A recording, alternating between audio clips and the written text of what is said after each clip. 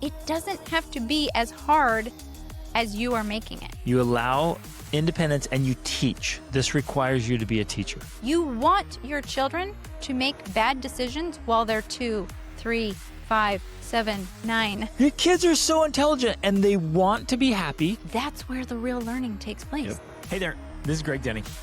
We want to reach as many people as possible and help as many families as possible with these conversations. And we want to keep this podcast ad-free forever. You can help us do that by subscribing on Spotify or Apple Podcasts or wherever you listen, your favorite platform, and on YouTube. And leave a quick review and share your favorite episodes with friends and family. It makes a big difference. Thank you for being a part of this very important movement.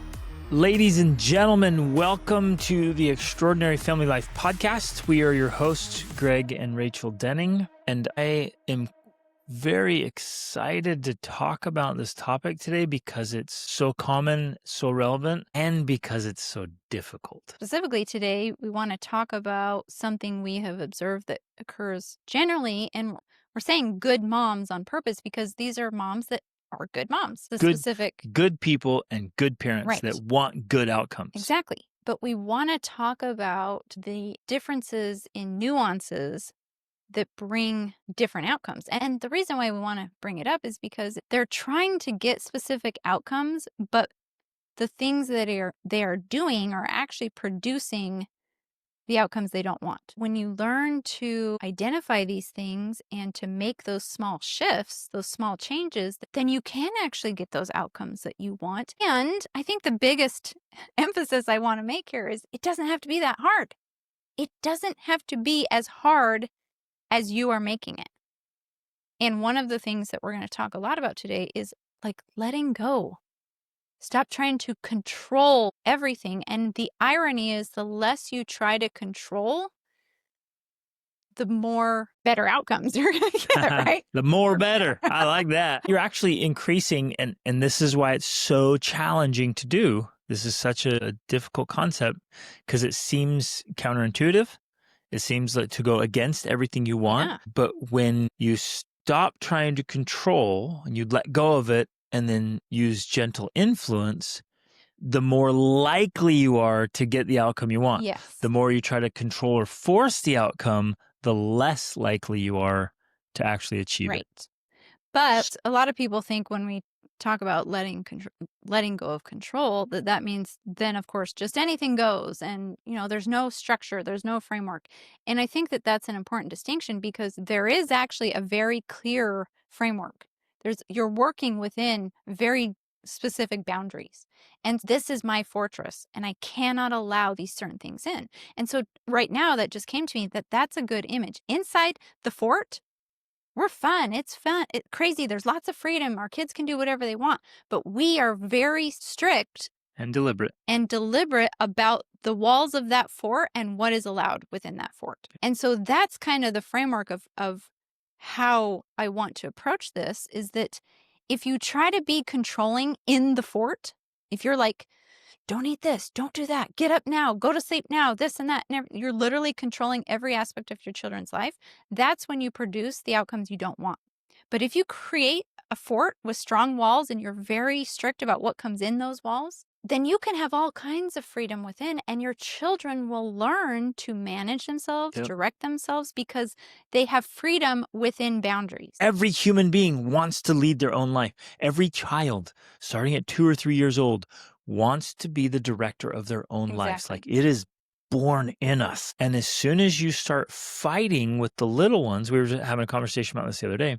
When you start fighting with the little ones, even at 2 or 3, that's what produces what people call the terrible 2s or the terrible 3s or whatever. It's because they now have the sense of like, no, I am an individual. Yes, I want to direct my own life. When children are small, it's almost like they literally have no distinction of separation between them and their mother. Right. They almost feel like they're one unit. And that makes sense because they were literally inside of you, right?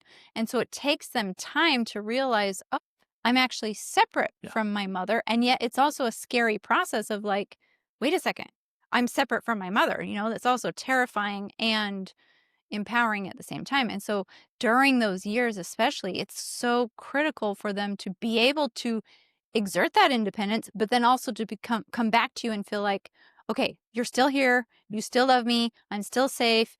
You are my support. You are my source of life, and so that's a very important developmental age. We, as good parents, are trying to help them. And so we control. And when we try to control, that creates the problems, whether it's in toddlers or teens. Yeah. And you see this, it's like a fundamental, like the toddler is trying to walk through this little independence, autonomy phase, and it's so adorable because they need their parents so desperately, but they're like, I can do Right. this myself. Exactly. And teens are the same way. Just let me be free. I'll do whatever I want. You're like, if I let you walk out the door, you'll be dead in a couple of days because you don't have the skill set and the knowledge to figure it out yet, but you desperately want the independence. Yeah. And so this is super powerful. And the nuance is important here because as you and I are literally saying, don't control your kids, we're also simultaneously saying you'd better control your environment. Yes. And I guess we need to really clarify this of like what's in the home, like no go on the Right. there's only a few the things. walls of the fortress. Yeah, there's very few things. And the walls of the fortress are solid. And what comes through that gate? Yeah. Absolutely not allowed. Every single thing through that gate is intentional. But what it does, and hopefully this analogy can help parents picture this, is it provides this safe environment where our children are allowed complete freedom. And the reason why that's so important, because many of you might say, well, but that's not accurate because, then they'll go into the world and blah, blah, blah. But the reason why it's important is because if we use the fitness analogy, if you use your muscles, if you exercise, they get stronger. And as our children exercise the muscles of freedom, the muscles of decision making, the muscles of leading their own life Of self-defense. within this safe fortress, then as they grow up, those muscles get stronger and then they're able to use them more sagaciously, like wisely. They're able to use them out in the real world. But what happens is they begin to practice those muscles from a very young age of, oh, I get to decide what I'm going to wear, and I get to decide when I'm going to eat and what I'm going to eat, and I get to decide when I'm going to do my studies and where I'm going to do my studies and how I'm going to do my studies. They're constantly making decisions, hundreds and thousands of decisions. So by the time they become a teenager, they have a lot of practice making decisions, and now they have the ability to make better decisions, where what we see too often is parents who control every aspect, and then by the time their kids are teenagers and they're getting ready to leave the house and make their own decisions, they have no decision-making muscle. They have not been allowed to practice. We've proven this model. It works. And again, you got to think long-term outcomes. What do I want? I want my children to become adults who make good choices on their own, whether I'm there or not, whether anybody's there or not. Like what matters most is like, what kind of decisions do they make when no one's watching? That's what matters.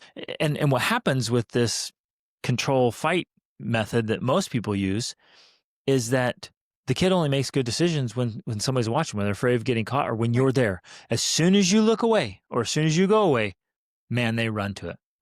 And so we want a different outcome. We want the kid. And so the method works. And so you have to trust it. And as you're giving, you set up the fortress. I love that. Yeah. You set up the fortress, you allow independence, and you teach. This requires you to be a teacher.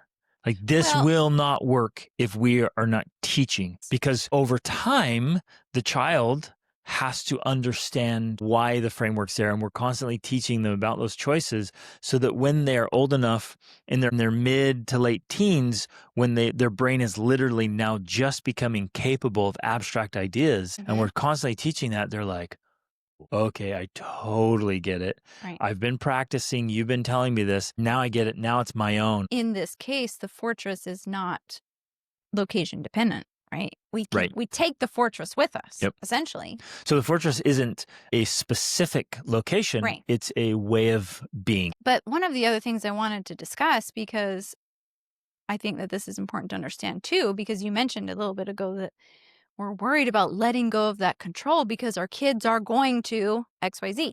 Essentially, make a mistake, make poor choices, do the thing we don't want them to do. And I feel the need to emphasize that, yes, that is going to happen. And in fact, yes, that is what you want to happen.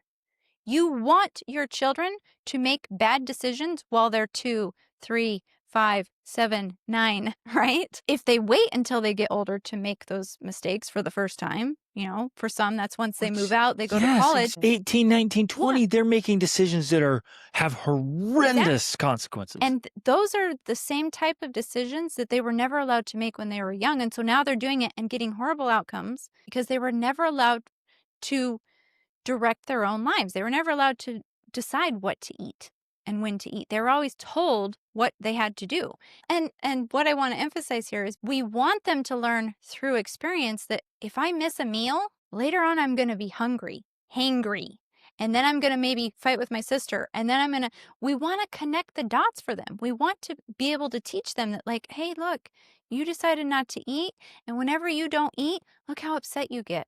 And now you're really upset, and you would feel so much better if you had some food. But they're learning through experience because they chose, rather than the controlling model is. Well, but the good mom immediately is thinking, Right. I'm not going to deal with this. I don't want to have to deal with all the fighting and all the stuff. Okay. So I'm going to force my kids that's to where I all was sit going. down and all eat. I'm going to sit here and have a battle over what's on their plate so that they're not hungry later. Right. So that's the nuance going back to the nuances, that's what I'm talking about. Because it seems very insignificant in some ways. Right. Like whether my child learns on their own that they need to eat, or whether I make them eat because I already know this. Or bedtime. Bedtime's or a I good make them example go to too. bed because I know they need sleep.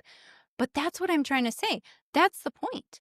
When our children are allowed to make those decisions on their own and then suffer the consequences of having made bad decisions, quote unquote, that's where the real learning takes place. Yep. So then guess what? 'Cause it's a natural consequence. Yeah. You guys, your kids are so smart. Your kids are so intelligent, and they want to be happy. They want to be successful. They actually want the same things you want. Yeah. They really, truly do. But they want to decide them for themselves. Yep. Because that's human nature. That's the psychology of the human being.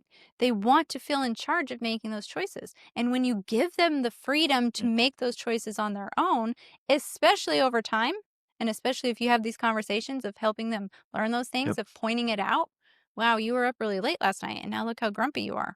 If I were you, 1, I'd go to bed earlier, or 2, if I decide to stay up late, I'm going to have to work extra hard to have a good attitude because I'm going to be naturally grumpier. It's amazing. We've watched this with all of our kids. You help them learn how to process it, and then they come and you're like, they'll come and tell you, like, that was not worth it. I'm not doing that again. Exactly.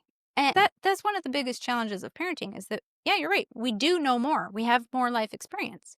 But if we simply use that as an opportunity to exert more control over our children, we don't teach them. All we get is resentment. It's literally making decisions for them. Right. So like, I know better, so I'm going to make this decision for you. That doesn't serve them. And that doesn't help them learn. Yeah.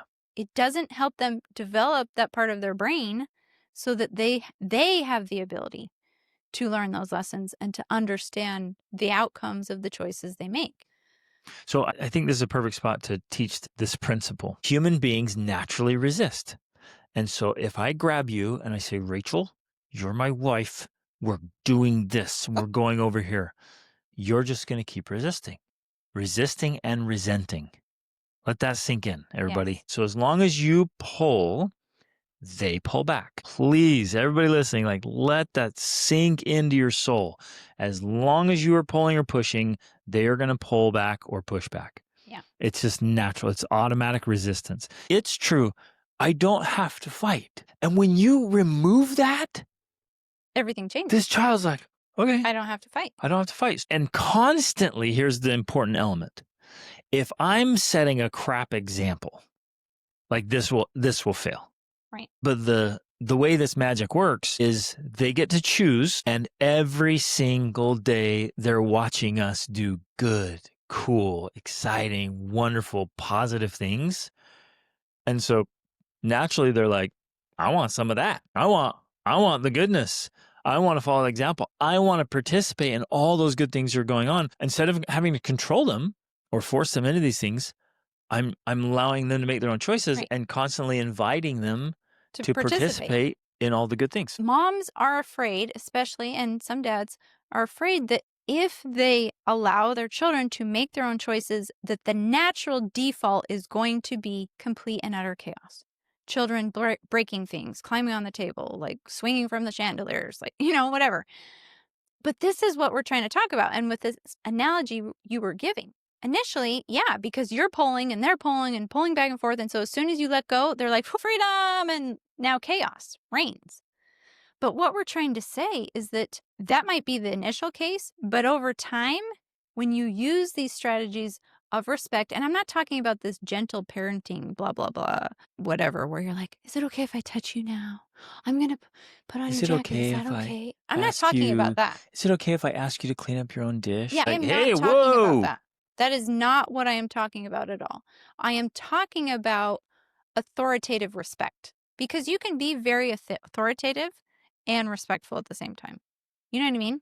It's Authoritative authoritative. versus authoritarian. There is a big difference. Yes. In fact, you can even look up, there's like 4 main types of parenting. One of them is authoritarian, which is the kind of tyrannical rule. Yep. But authoritative is, no, you are an authority Yep. figure and you Absolutely. do set rules and you do have expectations, but it's not done in an authoritarian way. Right. It's done in a way that That's still, super respectful. yeah, still recognizes them as a human being with the freedom to make choices and respect. We teach that that's the point. The point is we're respecting you and we expect you to respect us. Yeah. And that's another key ingredient of this. It's mutual respect. That's where the authoritativeness works because not only are we respecting our children, but we are expecting them to respect us. And they do. And It's they do. amazing. That's where I was going with my thing talking about at first. Like you've got the tug of war going on, and you think as soon as they let go, it's going to be chaos and they're going to run all over and make a mess and ruin things. But once that kind of wears off and there's no longer this tug of war, and you start showing mutual respect, I respect you and I expect you to respect me. And that means don't climb on my table. And I think this is where most of us will yell, like, get off the table. How rude and inconsiderate. You don't ever walk on the table. And that's it. Right. Or if you get up there, you're timeout, spank, whatever punishment. Instead, you're like, he goes up there. And instead of you losing your gasket, you grab him. Okay, come here, buddy. And then I'm going to sit him down. I'm going to be like, hey, buddy. Okay, look at the bottom of your feet. Like, I'll play a game. So I'm a 6-year-old boy. I'm like, where has this foot been today? And when he's like, I ran over there, I went outside. You were out on the lawn. What happens on the lawn out there? Yeah, the dogs pee out there and poop and then there's and the birds poop. Ugh. Okay, and that's all your feet. And then you come in with your feet with all these little invisible germs and you jump up on the table. What happens on the table? What do we do on the table? Like, that's where we put our food. So all this disgusting is, and so I teach them, and the kids, they're like, oh, Right. I get it. Well, And they'll remember that and respect it. when we take that time to articulate it for a child so that they understand the reasoning behind it, Yep. then it makes sense to them.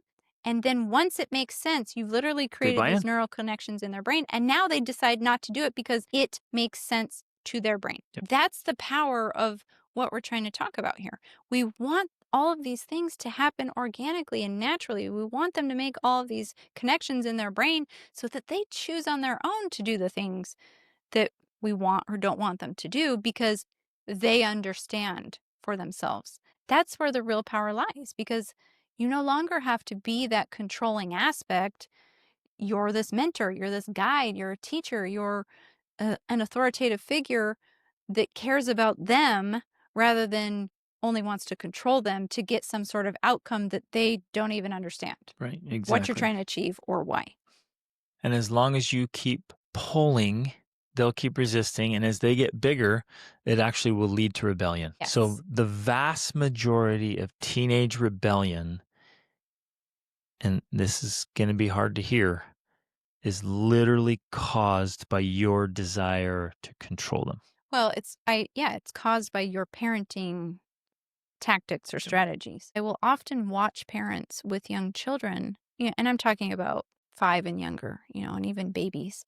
And sometimes I will see them, and it's so strange to me because it's almost like they don't even see their children. Like they don't even see them as humans. It's like they don't actually look at them or listen to them or notice them or really pay attention to them or really engage with them. And when I learned to switch my parenting so that I actually engaged with the child as a human being and as much as possible, as much as was age appropriate, talk to them, explain to them what we were doing and why we were doing it and what was expected of them, and gave them some examples. The natural state, and I include teenagers, Yep.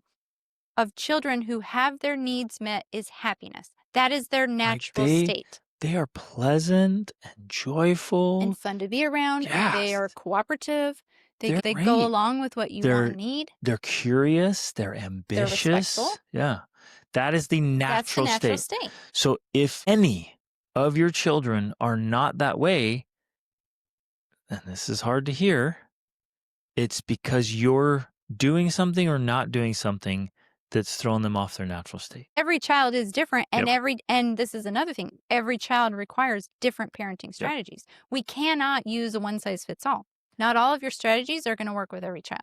But even for, quote, that kid, you just have to pick a different strategy. And I promise it all works. So I really got to emphasize this because it's so profound and so important. If your child's grumpy, resistant, angry, unhappy, like bitter, destructive, there's a need that's not being met. Usually mental, emotional, or physical. Well, it's physiological. That's where you start. Our children choose when they go to bed and when they get up. And they always have.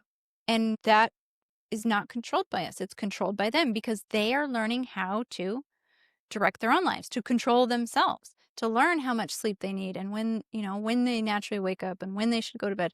They have to learn that stuff about themselves. And when can they, if we're constantly controlling them and making them go to bed when they're not ready to go to bed? Have you ever tried to make yourself go to bed when you weren't ready? It's like miserable because you lay there forever awake saying like, I'm not ready to go to sleep. It doesn't work. If kids are unhappy or they're grumpy or this. And usually the cause for those things is generally something physiological. They're hungry. They're tired. That's where we usually start our coaching clients with. Like that's where you begin. If your kid is acting like that, and unfortunately we've been trained as parents in this effort of control of like, oh my gosh, my children's acting up. That means I have to discipline them. I need to enforce some consequence on their behavior. They're crying. They're upset. That means I need to do something. And we're like, no, you don't. Except maybe give them a snack, right? Oh, you're hungry. You're tired. You're upset. Here you go. Here's a snack. And it needs to, of course, be something that's nourishing for their body because giving them more sugar is only exacerbating the problem. Well, they need like a bratwurst or a steak or a hamburger or some meat or protein, right? That balances their blood sugar. That's a whole nother level we could go into is the blood sugar and insulin levels that are contributing so true, to because a lot of good moms are like, no, I make sure my kids are eating and I'm giving them like sandwiches and bagels and orange juice. Yeah, which is all not good. All those things are not That's just good. So you think you're feeding your kid and you're actually tanking their health. The nuances, right? And this is where it can feel so challenging and overwhelming sometimes because there's so many levels of the nuances of things, but that's another topic. And one of the other things I always did to prevent the meltdowns, and I know moms hate this, is that I would allow my children to snack all day pretty much because I'm not in their body and I don't know when they need food and I don't know how much they've been running and playing and using their brain. When I allow them to make the decision about when they're going to eat, they are so much happier. And healthier. Right? Because stop. I control the fortress, of course, so I don't have anything available to them.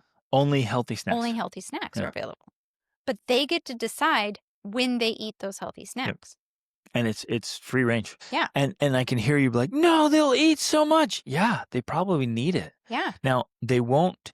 And if you've created an unhealthy relationship with food by trying to control it, which is let this sink in. If I try to control food, when it creates an unhealthy relationship with food. So then your kids are like, they're sneaking food and they're overeating because what they're doing is they're resisting the control. So you remove the controls and then they'll just eat when they're hungry, when their body needs it. And they stop when they're full. I think this is important. A couple points. Good moms wanting to be good moms and wanting to do things they've heard about, or maybe their mom did or something. They do all this extra work, sometimes 3 meals a day. Like you're making it way harder than it needs to be. And I want to emphasize this. You can get the outcome you want, which is healthy, physically healthy family that eats well and really great relationships. You can get connection that time without all the extra work. I'll make dinner sometimes, and some of our kids will be like, "Oh, I'm not hungry." I'm going to respect that because I Yes. respect the child. And if Yes, they this is tell me they're huge. not hungry, I'm going to listen to Yep. them, and I'm not going to make them eat because, well, we're having dinner now. Okay, that's gigantic. Yeah. We are sitting down as a family having dinner. You will eat if you're not hungry. What kind of craziness is that? Right. Why are we force feeding a human Yeah. body that is satiated already or doesn't need food Doesn't right need now? It's so crazy to me. Parents are literally battling with their children, hurting their relationship because they're trying to get their kid to eat vegetables that actually aren't even good for them. And that's just one little thing, but But it's also the idea. significant. This is huge. No, it is. And also the idea of finishing your food because you should, when instead of learning to listen to your own body. Yeah. And teach your kids to listen And to theirs. teach your kids to listen to their body. I should stop eating when I'm full, Yep. whether or not my plate is empty or not. Exactly. When all of us are allowed to make our own choices and have the freedom to pursue and do the things we want within this fortress of safety, the natural state is happiness. This is where I reach through the microphone. I put my hands on your shoulders, shake you a little bit, and say, hey, stop right now. Whatever you're doing, stop and hear this. If there are any battles going on in your family at all, stop and reevaluate what's going on. And I know this is hard to hear. I'm not throwing you under the bus. You're probably the cause of it. Unconsciously, inadvertently, being a good parent, trying to do good things, you're actually causing the very thing you don't want. And I have to stop and ask myself, wait a minute. Here's my child, and here's a plate of food.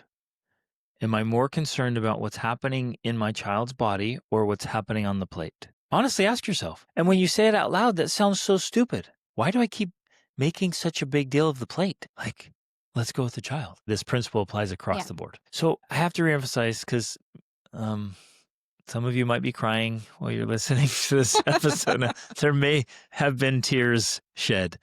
And we're not trying and I've been there. Yeah, me too.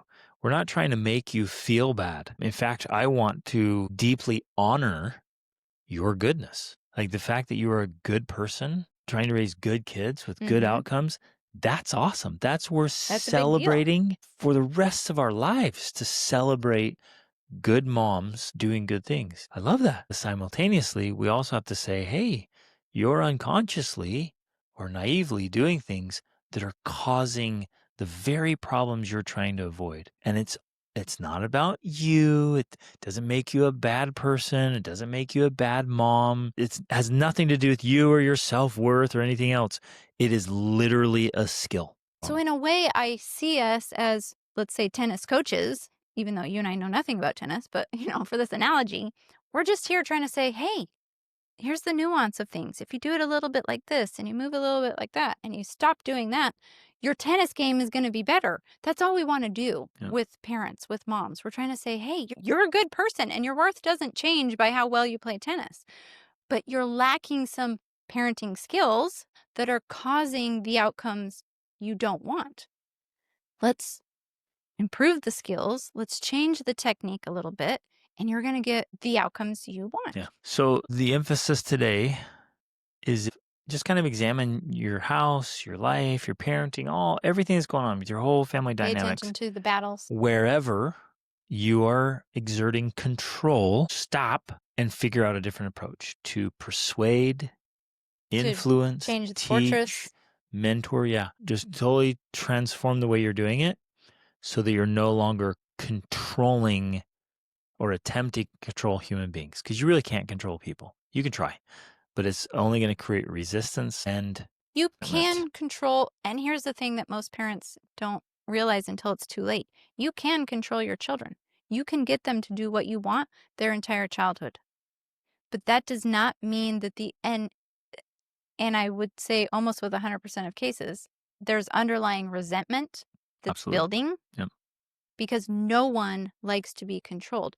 You can't change the long-term results of that underlying resentment. And at some point, it will manifest itself. And it's sadly, most likely in adulthood. Well, and in your grandchildren. You may think, oh, my strategies are working great. But unless the relationship is there with your child, in the way you want it to be, then your strategy is not really working. Because we have been studying it so long, I no longer can deny that. Right. Like to me, it's clear as day. There is a direct connection to the way you're parenting and the control you're exerting and these mental and emotional issues that your children are struggling with. Exactly. So even if you're like, yeah, look at my results, checking all the boxes, if your kid is not genuinely happy and healthy, And confident. mind, body, and spirit, competent. Yeah, like competence is a part of that. prepared, like genuinely, truly thriving. If your kid is competent and confident and ready to succeed, and you and the child feel this, man, this was so short, those 20 years passed so quickly, I wish they could extend, then you're in a good spot. But if you're like, good riddance, 18 years was enough, on your birthday, you're out, and you're getting my foot in your backside. Good luck. Love you. That kind of crap, no, the battle shouldn't be there. It's evidence that you've been controlling and you're still trying to control. Yeah. Yeah. Okay. Love you guys. Thanks for listening. This stuff matters so much. I can't think of any work that's more important than trying to guide and mentor a little human being through all the techniques and skills. This stuff matters so much, and it's worth every effort. If you have specific questions, reach out to us. We love to help. Love you guys. Reach upward.